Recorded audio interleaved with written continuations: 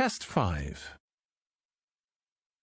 You will hear a number of different recordings, and you will have to answer questions on what you hear. There will be time for you to read the instructions and questions, and you will have a chance to check your work. All the recordings will be played once only. The test is in 4 sections. At the end of the test, you will be given 10 minutes to transfer your answers to an answer sheet. Now turn to Section 1.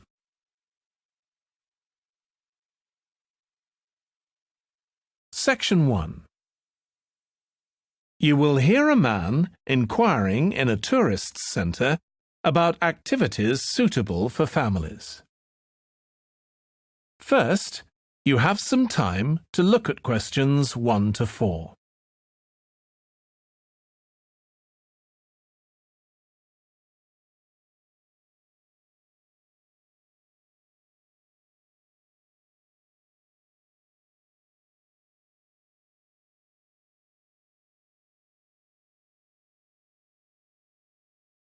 You will see that there is an example that has been done for you.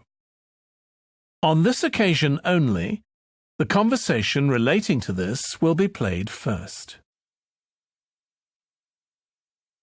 Hi, can I help you? I'd like to find out if you have any excursions suitable for families. Sure. How about taking your family for a cruise? We have a steamship that takes passengers out several times a day. It's over 100 years old. The cruise takes place on a steamship. So steamship has been written in the space. Now we shall begin.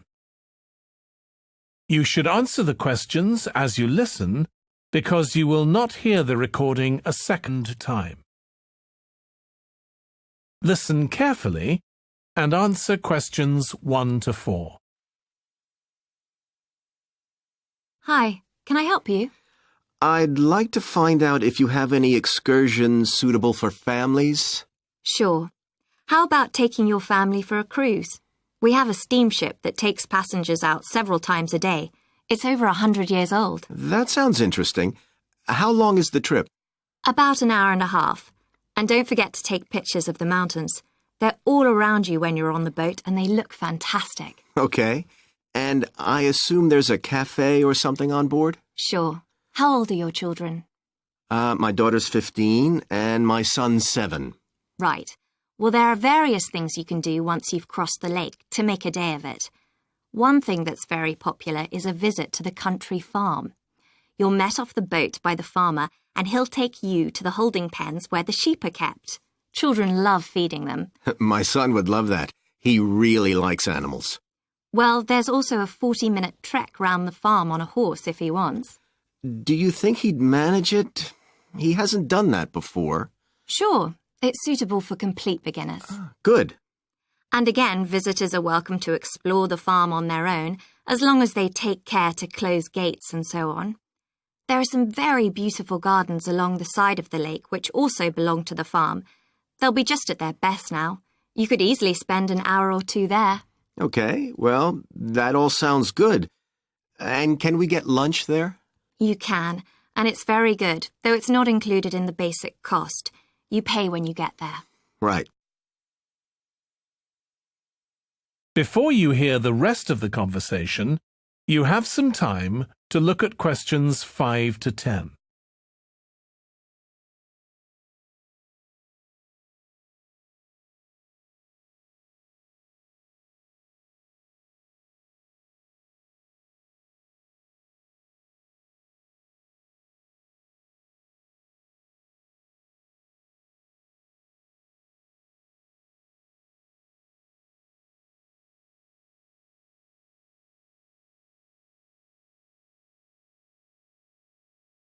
Now listen and answer questions 5 to 10. So, is there anything else to do over on that side of the lake? Well, what you can do is take a bike over on the ship and then go on a cycling trip. There's a trail there called the Back Road. You could easily spend 3 or 4 hours exploring it, and the scenery's wonderful. They'll give you a map when you get your ticket for the cruise. There's no extra charge. What's the trail like in terms of difficulty? Quite challenging in places. It wouldn't be suitable for your 7-year-old. It needs someone who's got a bit more experience. Well, my daughter loves cycling, and so do I, so maybe the two of us could go, and my wife and son could stay on the farm. That might work out quite well. But we don't have bikes here. Is there somewhere we could rent them? Yes, there's a place here in the city. It's called Ratcheson's. I'll just make a note of that. How do you spell it? Ratchesons.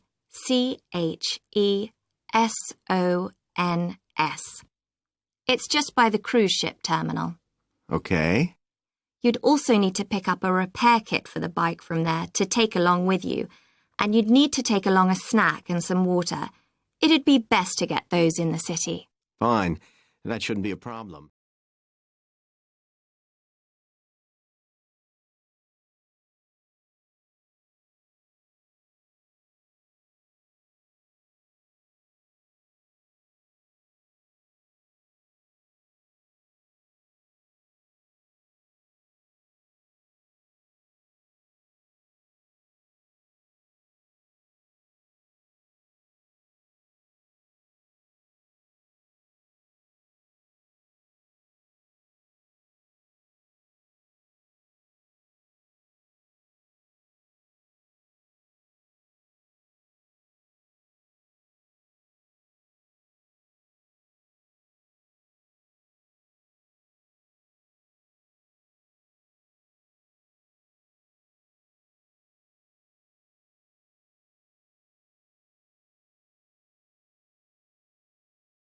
Section 2.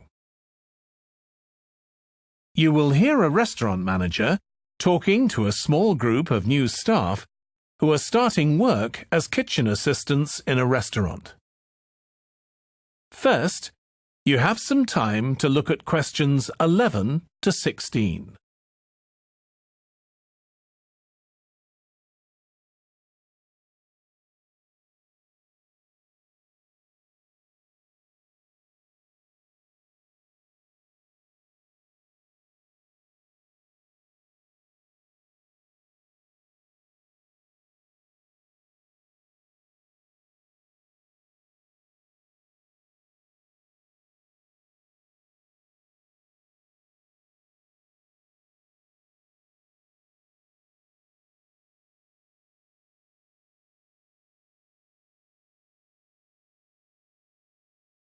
Now listen carefully and answer questions 11 to 16.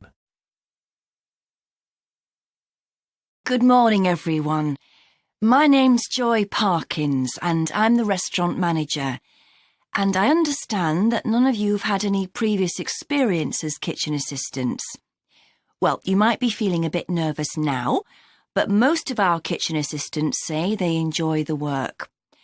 OK, they might get shouted at sometimes, but it's nothing personal, and they're pleased that they have so many different things to do, which means they never get bored. And I'll tell you straight away that if you do well, we might think about moving you up and giving you some more responsibility. Right, well, you've all shown up on time, which is an excellent start. Now, I'm glad to see none of you have unsuitable footwear, so that's good. You need to be careful as the floors can get very wet and slippery. Those of you with long hair have got it well out of the way, but some of you'll need to remove your rings and bracelets. Just put them somewhere safer today, and remember to leave them at home tomorrow, as they can be a safety hazard. Now, it's going to be a busy day for you all today. We don't have any tables free for this evening, and only a few for lunch. Fortunately, we've got our head chef back. He was away on holiday all last week, which meant the other chefs had extra work. Now, I'll tell you a bit more about the job in a minute, but first, some general regulations. For all of you, whatever your age, there's some equipment you mustn't use until you've been properly trained, like the waste disposal system, for example, for health and safety reasons. Then I think there are 2 of you here who are under 18. That's Emma and Jake, isn't it? Right, so for you 2, the meat slicer is out of bounds, and of course none of you are allowed to use the electric mixer until you've been shown how it works. Now, you may have heard that this can be a stressful job, and I have to say that can be true. You'll be working an 8-hour day for the first week, though you'll have the chance to do overtime after that as well if you want to. But however long the hours are, you'll get a break in the middle.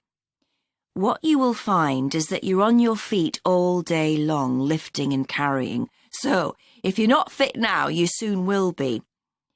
You'll find you don't have much chance to take it easy. When someone tells you to do something, you need to do it straight away. But at least we do have a very efficient air conditioning system compared with some kitchens. Before you hear the rest of the talk, you have some time to look at questions 17 to 20.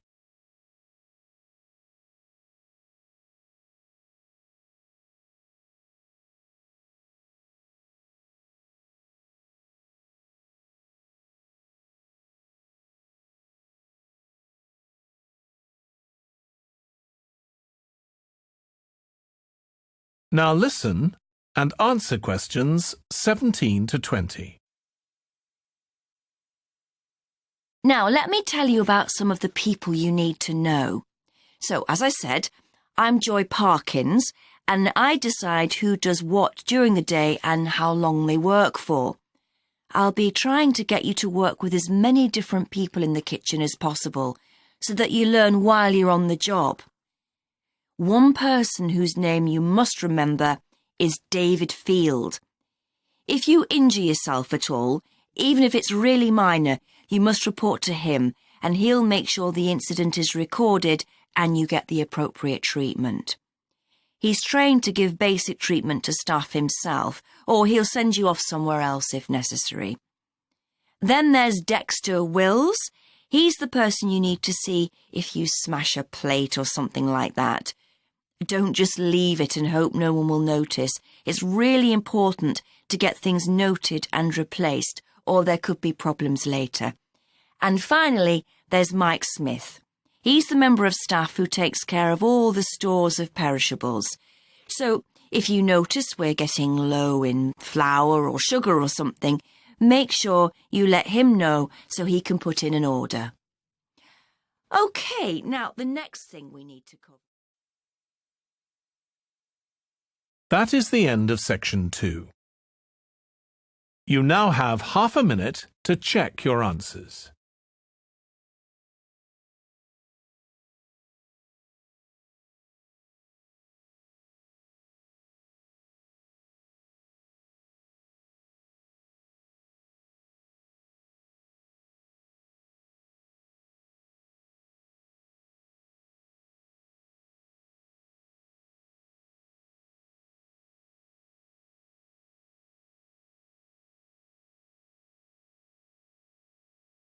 Now turn to Section 3. Section 3. You will hear 2 students called Trudy and Stuart, who are both studying to be librarians, discussing a paper that they are going to write together. First, you have some time to look at questions 21 to 23.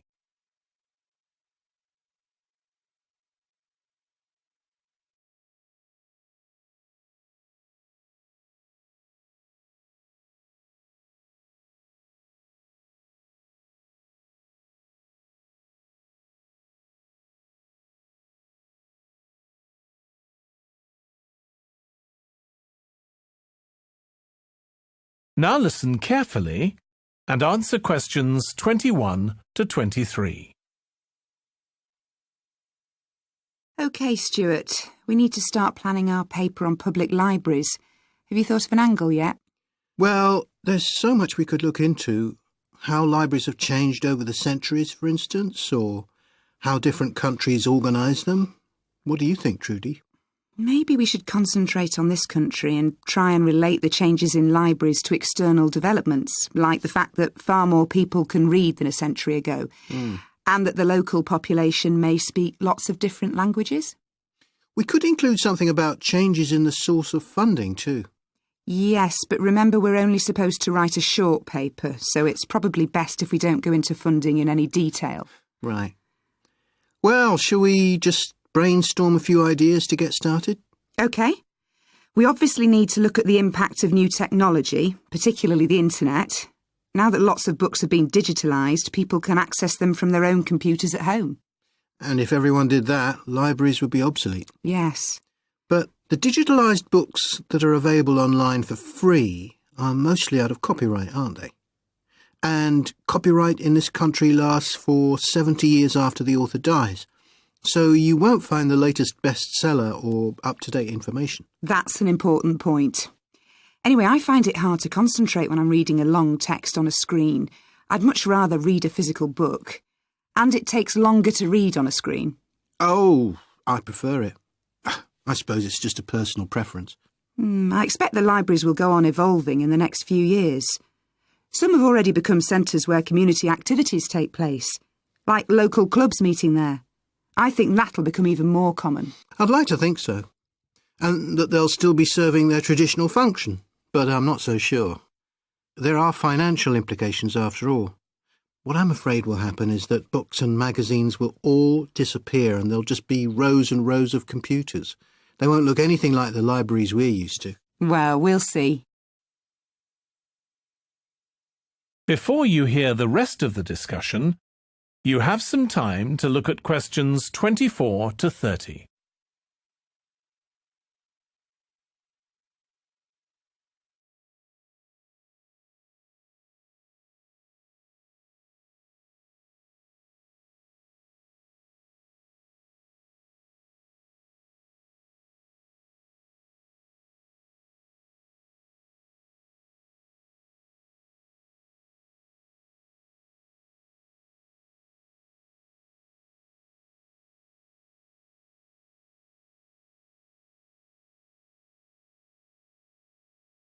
Now listen and answer questions 24 to 30.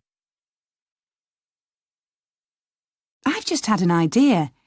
Why don't we make an in-depth study of our local public library as background to our paper?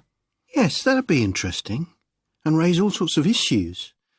Let's make a list of possible things we could ask about, then work out some sort of structure. For instance, we could interview some of the staff and find out whether the library has its own budget or if that's controlled by the local council. And what their policies are. I know they don't allow food, but I'd love to find out what types of noise they ban. There always seems to be a lot of talking, but never music. I don't know if that's a policy or it just happens. I've often wondered. Then there are things like how the library is affected by employment laws. I suppose there are rules about working hours, facilities for staff and so on. Right. Then there are other issues relating to the design of the building and how customers use it, like what measures does the library take to ensure their safety? They'd need floor coverings that aren't slippery, and emergency exits, for instance. Oh, and another thing, there's the question of the kind of insurance the library needs to have, in case anyone gets injured. Yes, that's something else to find out. You know something I've often wondered? What's that? Well, you know they've got an archive of local newspapers going back years. Well, next to it, they've got the diary of a well-known politician from the late 19th century. I wonder why it's there. Do you know what his connection was with this area? No idea. Let's add it to our list of things to find out. Oh, I've just thought. You know, people might ask in the library about local organisations, like sports clubs. Well, I wonder if they keep a database, or whether they just look online. Right. I quite fancy finding out what the differences are between a library that's open to the public and one that's part of a museum, for example. They must be very different. Then something else I'd like to know is... That is the end of section 3. You now have half a minute to check your answers.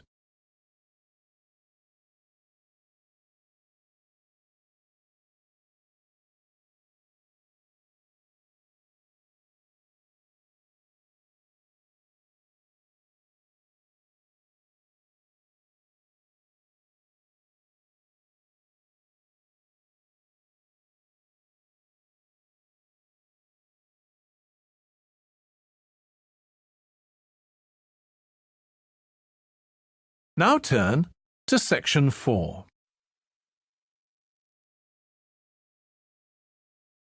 Section 4. You will hear part of a lecture for business students about business values. First, you have some time to look at questions 31 to 40.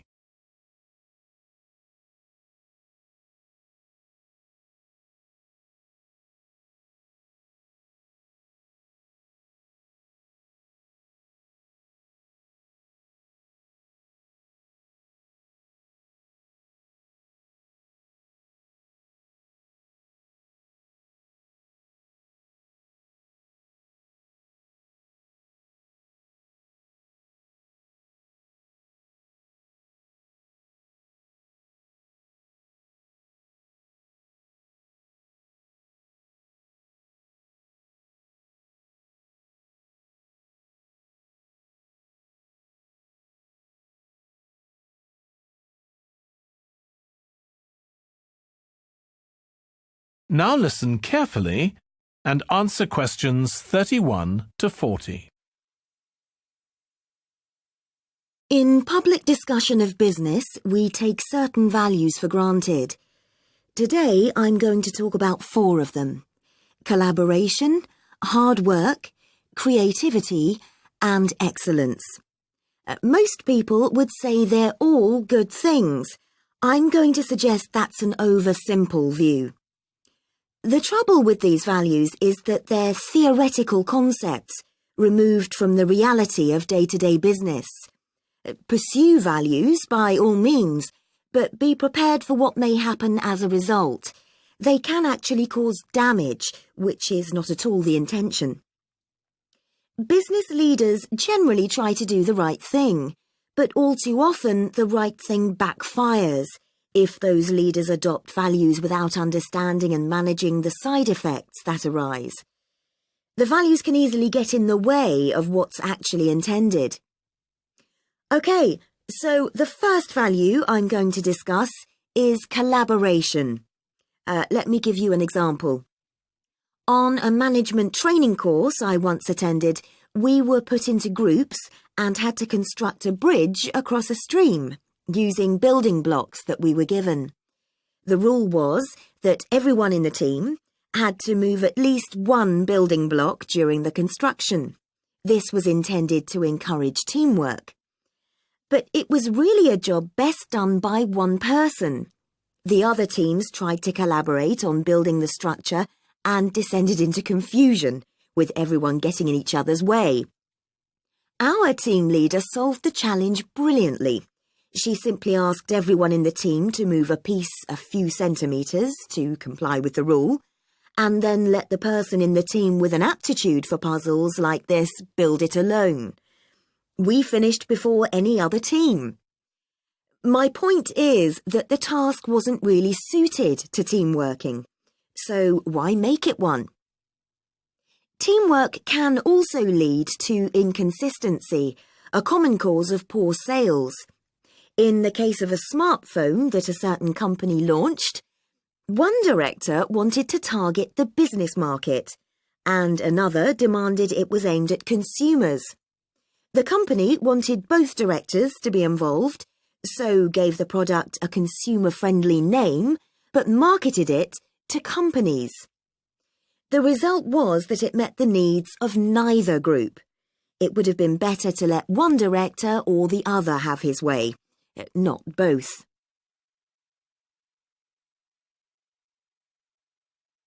Now, industriousness, or hard work. It's easy to mock people who say they work hard. After all, a hamster running around in a wheel is working hard and getting nowhere. Of course, hard work is valuable, but only when properly targeted. Otherwise, it wastes the resources that companies value most, time and energy, and that's bad for the organisation. There's a management model that groups people according to 4 criteria: clever, hard-working, stupid, and lazy. Here, lazy means having a rational determination not to carry out unnecessary tasks. It doesn't mean trying to avoid work altogether. Most people display 2 of these characteristics, and the most valuable people are those who are both clever and lazy. They possess intellectual clarity and they don't rush into making decisions. They come up with solutions to save the time and energy spent by the stupid and hard-working group. Instead of throwing more man-hours at a problem, the clever and lazy group looks for a more effective solution. Next, we come to creativity. This often works well. Creating an attention-grabbing TV commercial, for example, might lead to increased sales. But it isn't always a good thing. Some advertising campaigns are remembered for their creativity without having any effect on sales. This happened a few years ago with the launch of a chocolate bar. Subsequent research showed that plenty of consumers remembered the adverts, but had no idea what was being advertised. The trouble is that the creator derives pleasure from coming up with the idea and wrongly assumes the audience for the campaign will share that feeling. A company that brings out thousands of new products may seem more creative than a company that only has a few, but it may be too creative and make smaller profits. Creativity needs to be targeted to solve a problem that the company has identified. Just coming up with more and more novel products isn't necessarily a good thing. And finally, excellence. We all know companies that claim they strive for excellence, but it takes a long time to achieve excellence. In business, being first with a product is more profitable than having the best product. A major study of company performance compared pioneers, that is, companies bringing out the first version of a particular product, with followers, the companies that copied and improved on that product. The study found that the pioneers commanded an average market share of 29%, while the followers achieved less than half that, only 13%, even though their product might have been better. Insisting on excellence in everything we do is time-consuming, wastes energy, and leads to losing out on opportunities. Sometimes second-rate work is more worthwhile than excellence. Make sure it's excellent sounds like a good approach to business, but the just get started approach is likely to be more successful. That is the end of section 4. You now have half a minute to check your answers.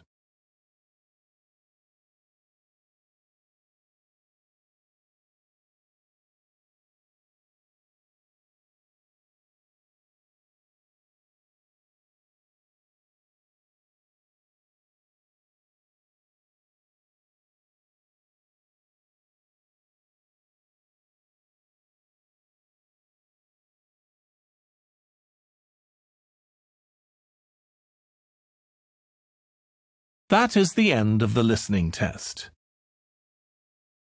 In the Ielts test, you would now have 10 minutes to transfer your answers to the answer sheet. Section 4.